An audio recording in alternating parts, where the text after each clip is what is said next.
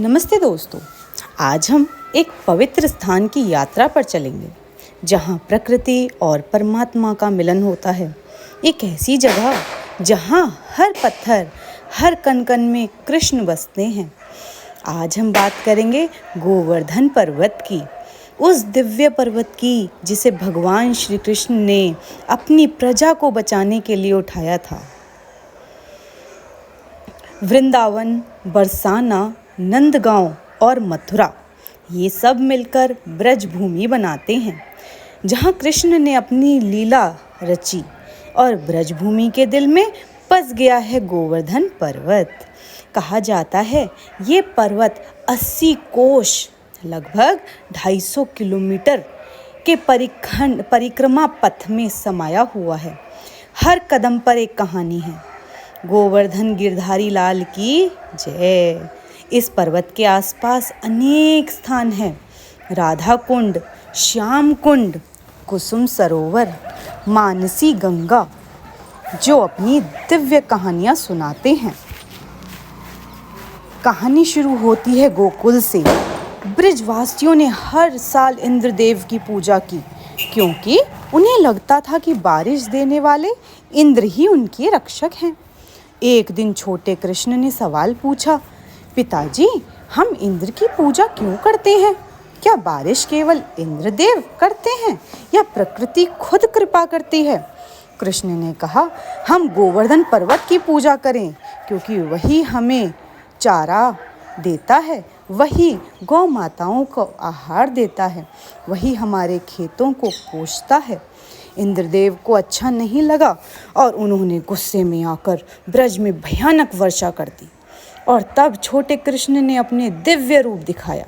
उन्होंने गोवर्धन पर्वत अपनी छोटी उंगली पर उठा लिया और सारे ब्रजवासियों को उसके नीचे शरण दी।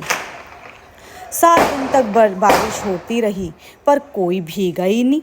अंत में इंद्रदेव ने अपनी गलती समझी और कृष्ण के चरणों में शरण ली। गोवर्धन लीला सिर्फ कहानी नहीं, एक फिलॉसफी है। कृष्ण हमें सिखाते हैं, प्रकृति को पूजो क्योंकि वही तुम्हारा पोषण करती है। अहंकार का त्याग करो और सेवा को अपना धर्म बनाओ।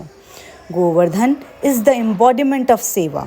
पर्वत चारा देता है, पानी रोक लेता है और सबको शरण देता है बिना किसी स्वार्थ के।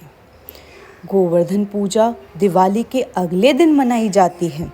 इस दिन लोग अन्नकूट बनाते हैं, 100 प्रकार के भोजन और मिठाइयाँ जो गोवर्धन जी को प्रसाद के रूप में चढ़ाई जाती हैं। मंदिरों में लोग गोवर्धन पर्वत का मिनी रूप बनाकर पूजा करते हैं, कभी गोबर से, कभी मिट्टी से।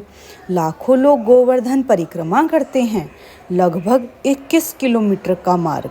सुबह सुबह सूरज की पहली किरण गिरिराज जी के शिखर पर पड़ती है, मन प्रेरणा से भर जाता है।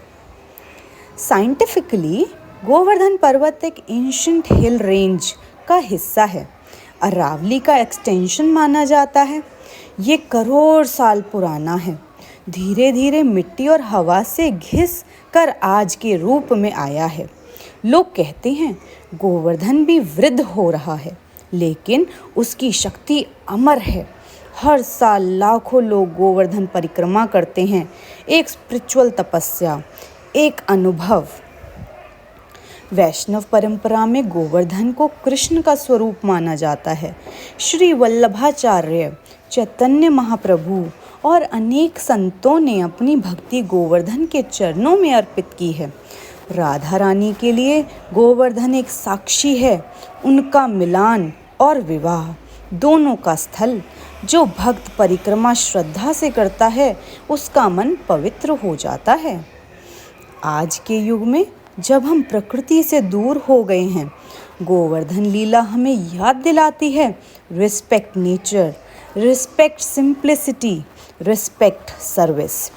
कृष्ण हमें बताते हैं असली भक्ति मंदिरों में नहीं, प्रकृति और लोगों के प्रति करुणा में है। हर छोटी सेवा, पानी देना, पेड़ लगाना, किसी को मुस्कुरा देना, ये भी एक छोटी उंगली से दुनिया को संभालने जैसा है। गोवर्धन पर्वत सिर्फ पत्थरों का ढांचा नहीं, ये फेथ का जीवन रूप है, जहाँ कृष्ण ने अहंकार के विरुद्ध प्रेम और सेवा का संदेश दिया। आज भी जब कोई भक्त गिरिराज जी के चरणों में मत्था टेकता है, उसके हृदय में शांति उतर जाती है, एक एहसास कि भगवान हमारे साथ हैं। गोवर्धन गिरिराज जी महाराज की जय। चलिए इस ऑडियो कास्ट के अंत में हम संकल्प लेते हैं कि हम प्रकृति की रक्षा करेंगे, अहंकार को छोड़कर सेवा को अपनाएंगे और जीवन में भक्ति का गोवर्धन स्थापित करेंगे। Govardhan the divine hill of devotion. मिलते हैं अगले आध्यात्मिक एपिसोड में। जब तक जय गिरिराज जी महाराज।